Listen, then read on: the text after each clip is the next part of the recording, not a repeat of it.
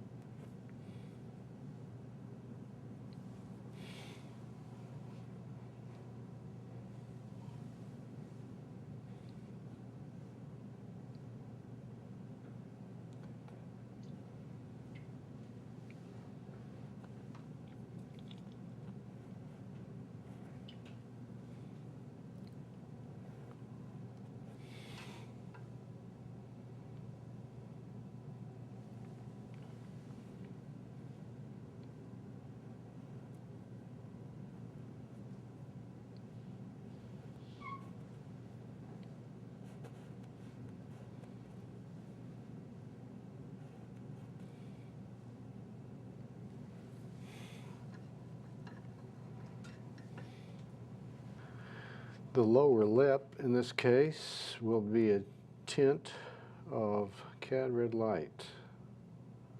It's going to go fairly bright.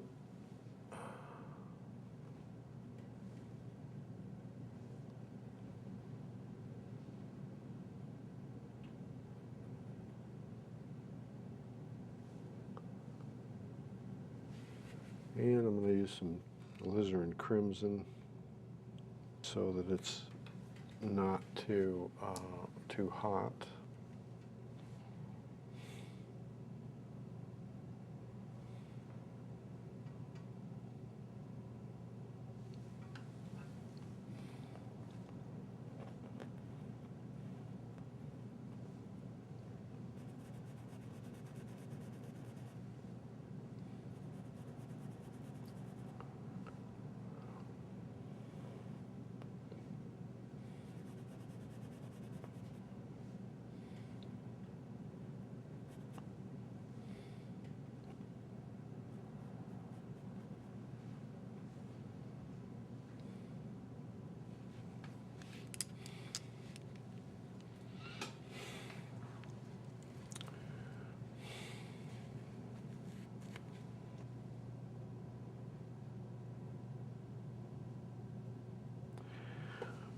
Mars Violet, right above the eye.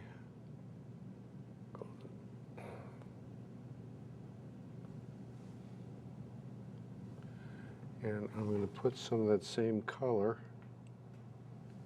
into the shadow side of the face, a slightly violet color.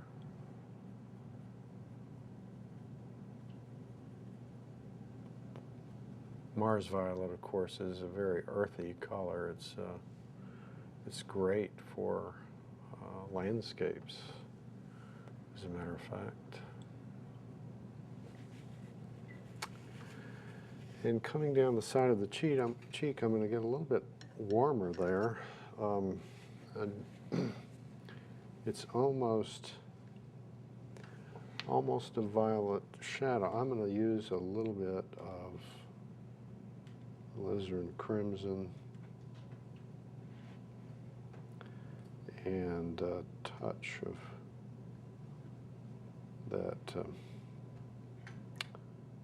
that mauve color that I failed to identify very closely right at the beginning. I'll tell you what that is later.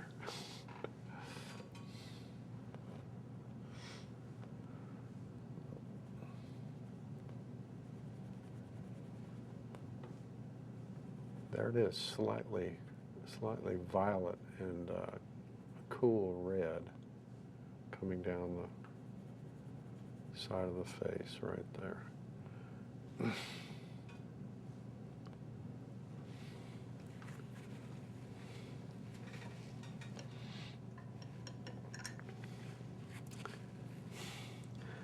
I'm going to put in a few neutrals. I'm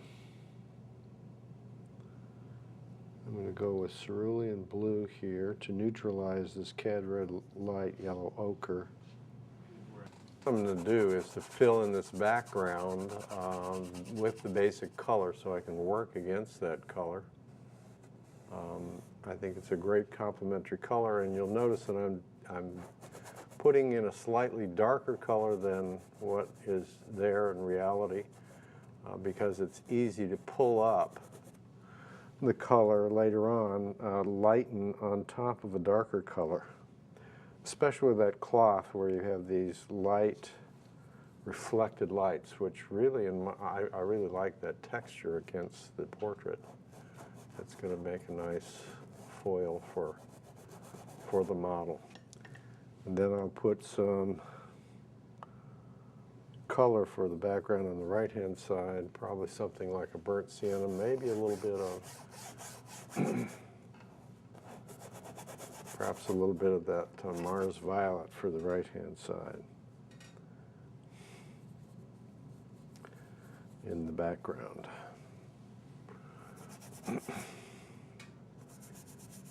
And let's put in some lines for the shadows with some alizarin crimson. I'm using alizarin crimson and not alizarin crimson. I'm using ultramarine blue for the darks and cerulean blue for the lighter color. As I said, I normally don't try to name all my colors as I do this.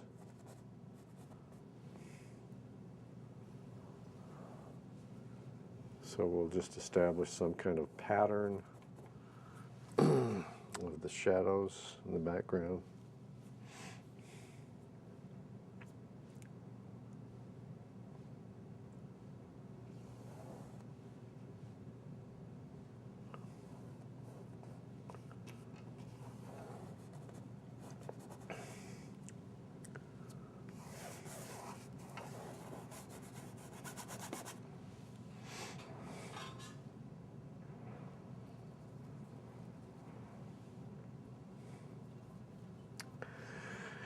And then we'll get back into modeling the face very carefully so that we get some real dynamic lights and darks on the model, which will be fun when we get to it.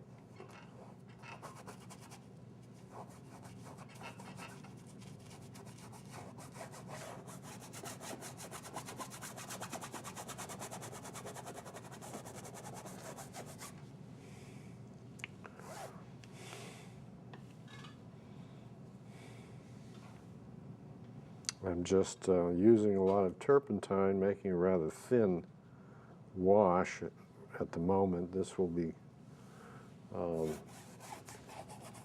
painted again later to get it a little bit darker and to bring up all the little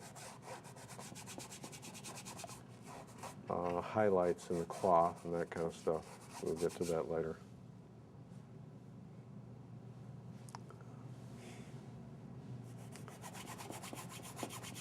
So we have this deep, very bright blue that's it's a little overwhelming right now, but as we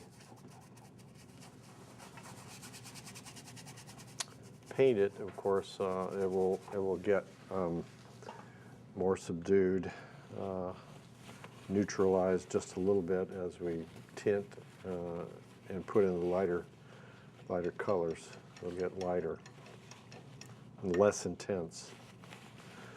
Now I'm going to do something that's sort of in my mind's eye on the right side because probably in reality it's more like a burnt sienna color up there, but I'm going to go a little bit to the mauve, slight bit of the,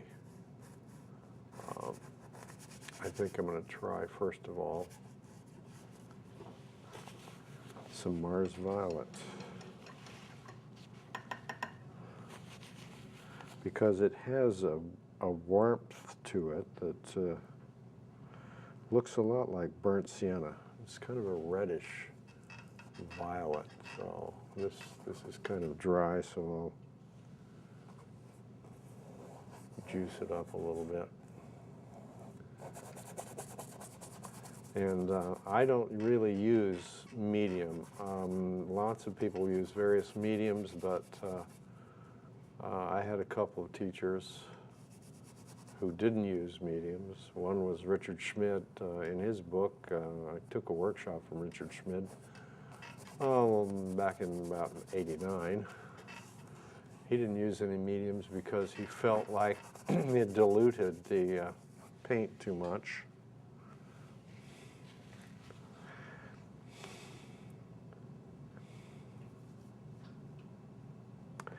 And my teacher, Bill Whitaker, didn't use mediums either.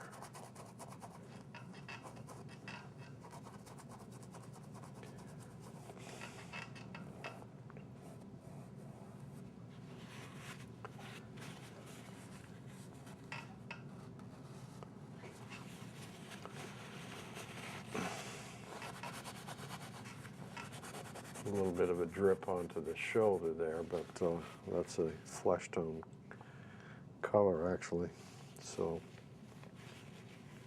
it won't get us into any trouble down there. I'm going to switch colors, sort of blend some colors together. I think I'm going to use a little bit of transparent oxide red back there. That's, again, it's almost a burnt sienna color. It's a little bit darker than a burnt sienna color. So it hadn't taken much time at all here to fill in some background color. Now what I'm going to try and get rid of some of that white right above her head, and also places surrounding the face, and then we'll get into modeling the face.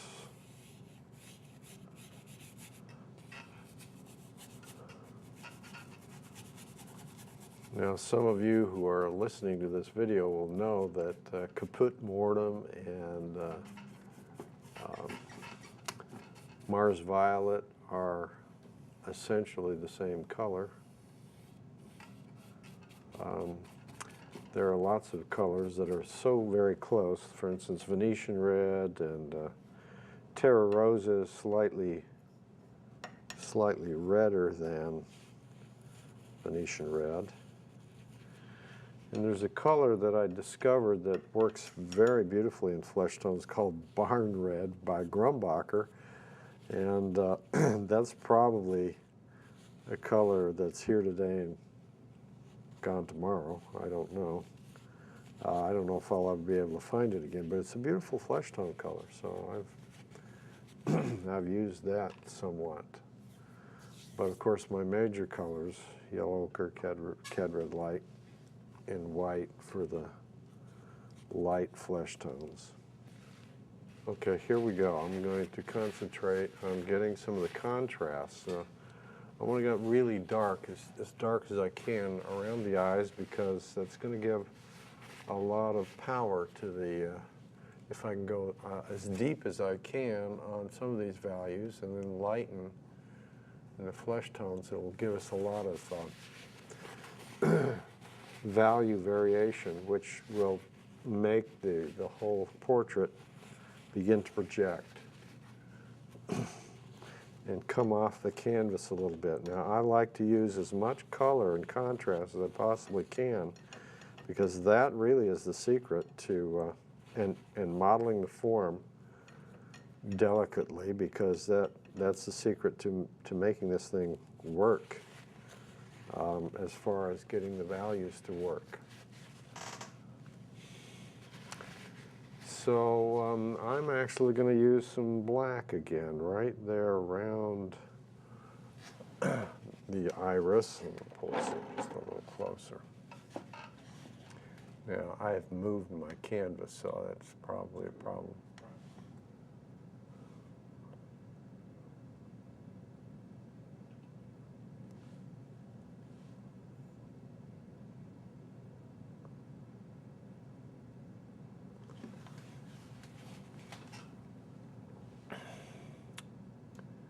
want to shape that dark around her eyelashes.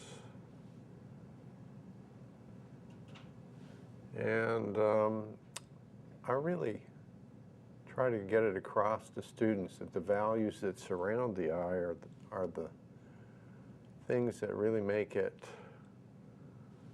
glamorous and mysterious looking, and give it all the volumes that are there. So it's important to get all those values correct. Sort of blend some of these lines to make them softer, surrounding the eye. And I think I'm going to get a little bit cooler.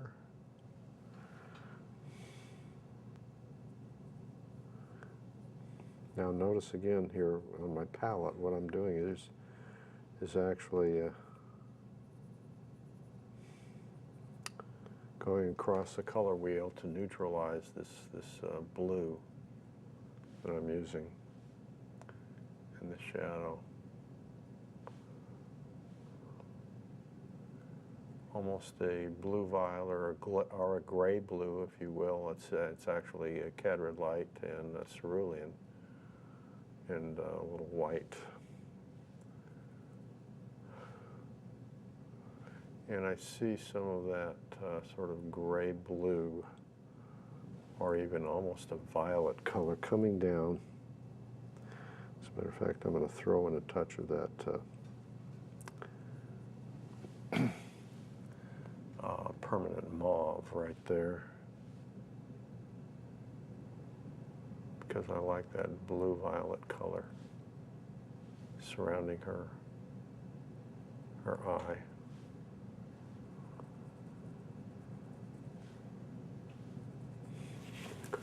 And a slight touch of light as we get up to the top of her eye. We see a little bit of light hitting right there at the top of that frontal bone, right below the eyebrow.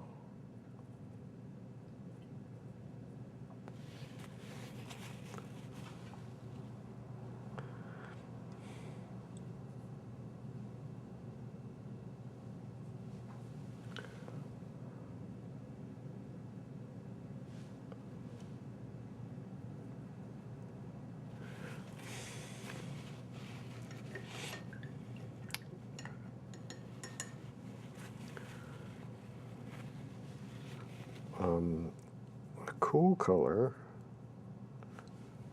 right in the corner of her eye, right on the inside of the tear duct.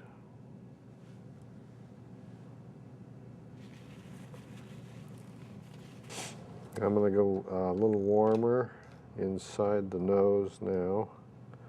I'm actually going to throw a touch of burnt sienna in there because it does get extremely warm right as it comes against the nose there.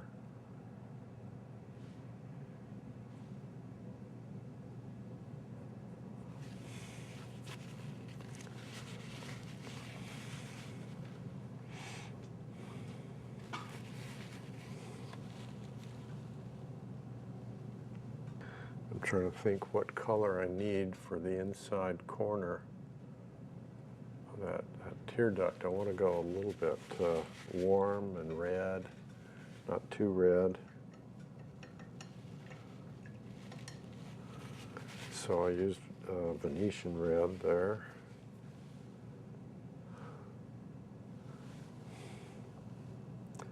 I'm going to come back to this color of the eyeball, which is black, yellow, ochre, and white. I also use that same color for blue eyes because blue eyes are not very blue. They're very blue-gray.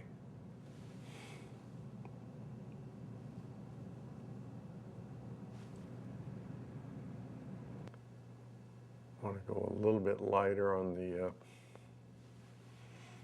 light side of her eyeball, where the light is actually hitting a little bit. And then, of course, I still want the line of the lower eyelashes to stand out, so I'm going to redraw those a little bit.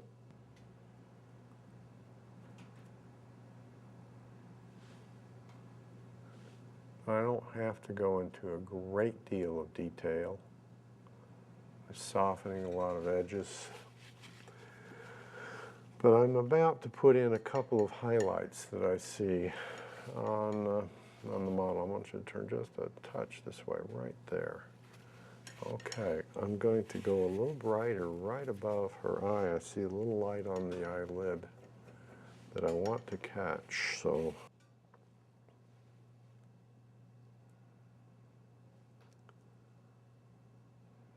little Mars violet and cerulean blue and white. That's probably too blue, so I'm going to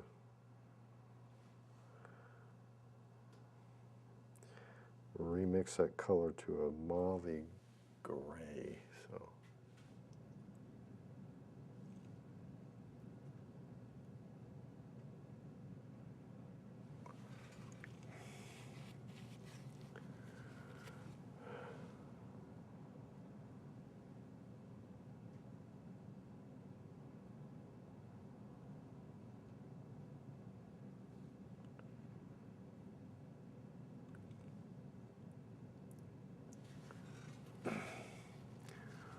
okay, it still has a lot of color, even though it looks gray even on my palette. Against the warmth of the flesh tones, it goes a little more cool. And that's a phenomenon called simultaneous contrast. It really, that colors change a little bit depending on the colors that they're placed next to, which essentially means that all this philosophy that artists use about what background they use to mix their paints on the palette, it sort of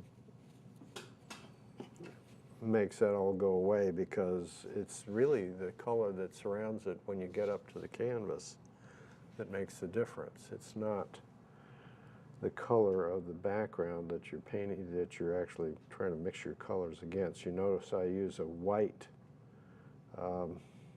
cardboard underneath my palette to mix my colors.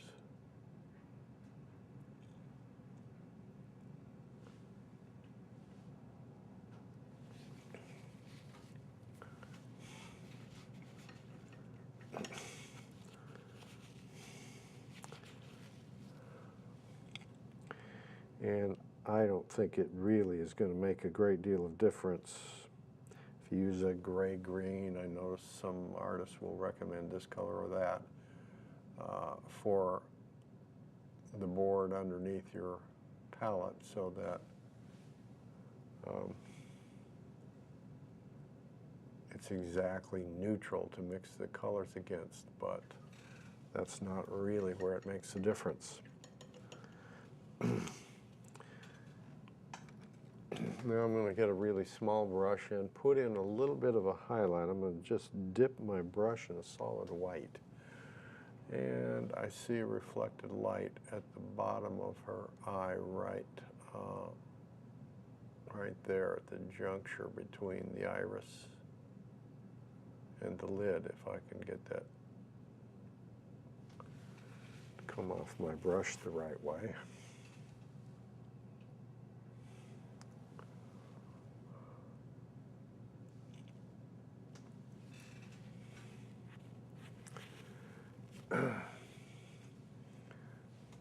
I may reshape that just a little bit.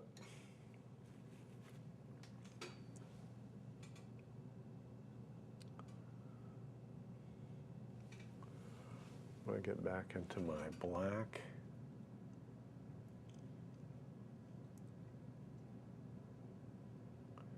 Now I don't have to make everything hard-edged down here. You don't want everything that's too crisp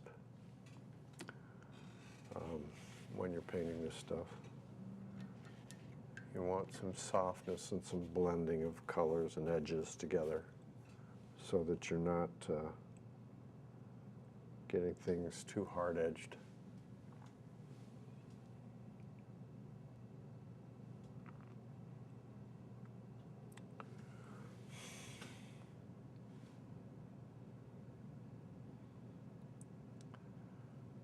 Soften that line underneath the eye.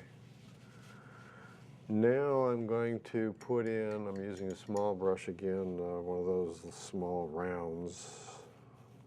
It's probably a little worn, but still is very good. I see a little bit of a catch light in the bottom of the eye. I want to get that brown color in there, and I'm trying to determine which brown might be the most appropriate. I think I'm going to use a combination of burnt sienna, a little yellow ochre to pick up a slight red brown right there. As a matter of fact, I think I might even go a little bit redder than that. I'm going to reach into my orange, Mcleod red light for a slight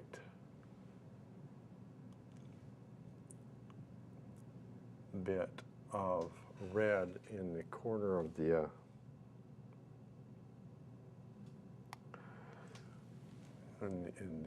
iris.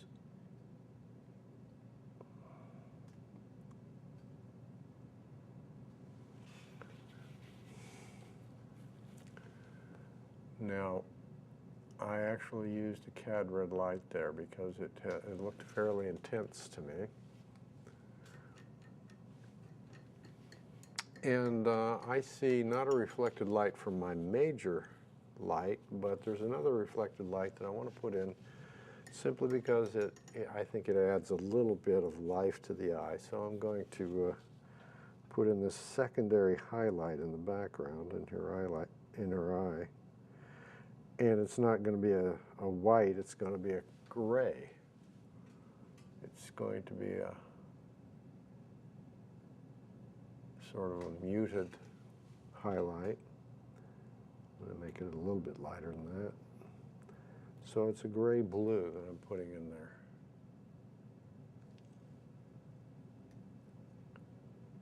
there. And I think that contributes a little bit to the look of her eyes.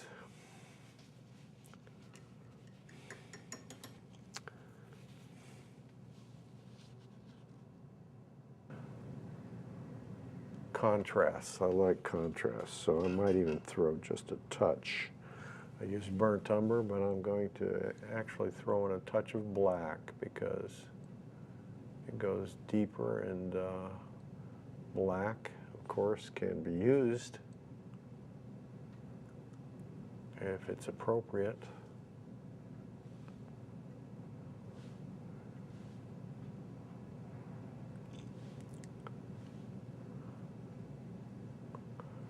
I want to make sure those edges of her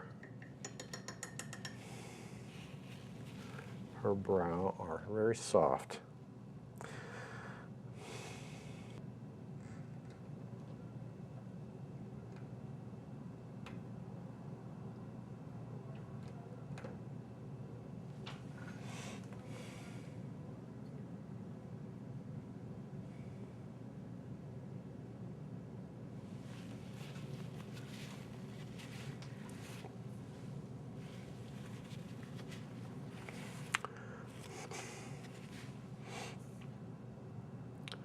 Some surrounding colors around the brow. I need to get a little bit lighter right against the brow. I see that the brow itself protrudes a little bit, catches a little bit of light right above the brow, the eyebrow. And I'm actually going to go back in and soften just a little bit with a lighter color and just sort of diffuse those edges a little bit. As I come down the cheek, I'm going to darken the shadow, because I think it'll help give it some projection, and I see it as darker than when I have it there.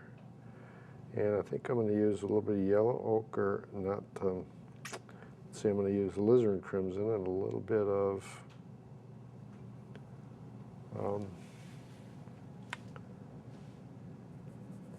of violet coming down that cheek.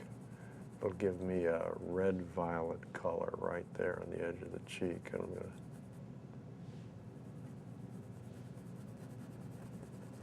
to, I don't want too much of that. I want to soften it some.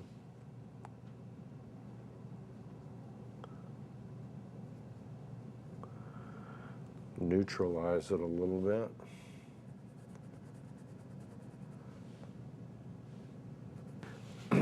And I'm going to pull some of that red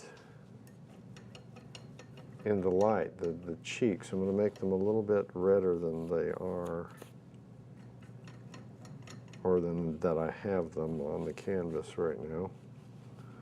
And I'm going to use a little bit of alizarin crimson, because if I go cad red light, it'll get too hot. I want a fairly cool pink.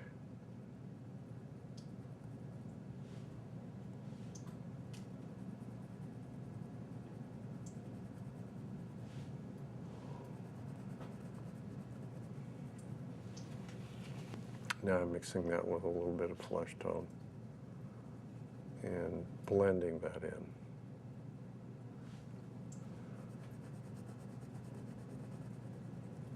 That's a little bit more cad red light on the inside corner. And I'm going to get really neutral out here on the outside edge of her eye, on the cheek. I want it warm.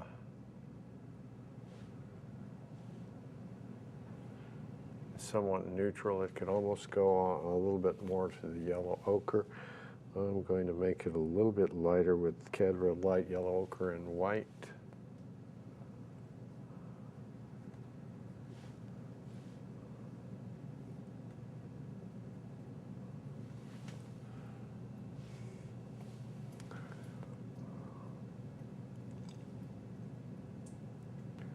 Make that all a pink color and get lighter right at the edge of the nose. There seems to be a contrast. Now obviously we are only one day away from the start, but this paint on the canvas is stiffened up enough that it's covering well. I don't use any dryers or anything like that. I'm covering, and I may come back, because I like to put on a little bit of paint texture. I may put on more paint later on, just because it's fun to have some texture, some paint texture to actually build up the surface a bit.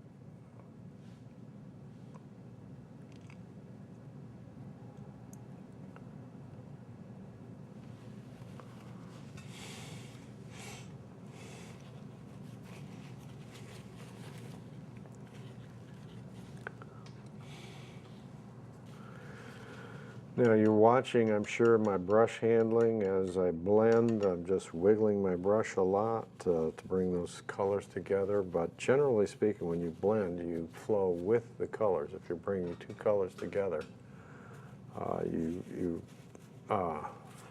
I'm working vertically here, one dark into the light, I would use my brush vertically. Because if I go against or cross back and forth from the light into the dark, of course, we're just making a different column of a different value there. But working laterally will just generally pull one color into another easier. Let's see.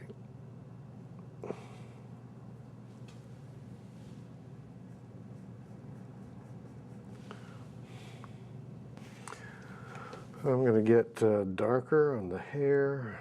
I'm going to come back into the hair and that dark side and make sure I eliminate any white on the edges of the face so I can begin blending that line as it comes down. Obviously that's a receding edge, so you want that edge to be diffused. If it's too sharp, it will come forward, so you have to brush it just a little bit so that it comes together, so the edges are soft, and that way they'll recede into the background. Now I'm going back into that